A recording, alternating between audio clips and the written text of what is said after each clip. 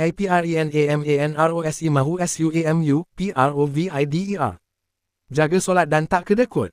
Sebelum kita melangkah jauh, yang belum lagi subscriber, apa kata anda subscriber dan tekan butang loceng untuk notifikasi video selanjutnya? Selepas 8 bulan melayari kehidupan sebagai ibu tunggal, pelakon Aprena Manrose menyasarkan untuk kembali bergelar sebagai seorang isteri dalam tempoh 3 tahun akan datang.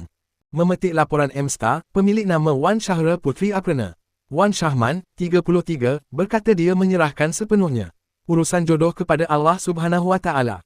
Namun begitu, menurutnya, lelaki yang bakal menjadi suami perlu stabil kewangan, bertanggungjawab, dan mampu memimpin keluarga dengan baik.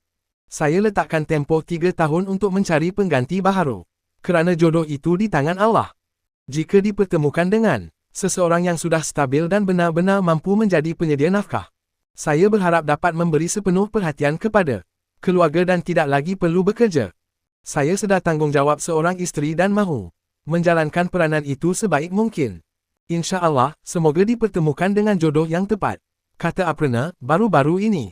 Selain provider, nombor 1 saya mencari orang yang beriman dan jaga solat. Kedua, bukan lelaki yang kaya sebab saya bukan materialistik. Tapi cukup sekadar kalau nak pergi berjalan kami boleh bercuti bersama. Saya tak mahu cari lelaki yang kedekut sebab tak bagus untuk diri sendiri. Nanti simpan lama-lama akhirnya diri sendiri terseksa, tambahnya lagi.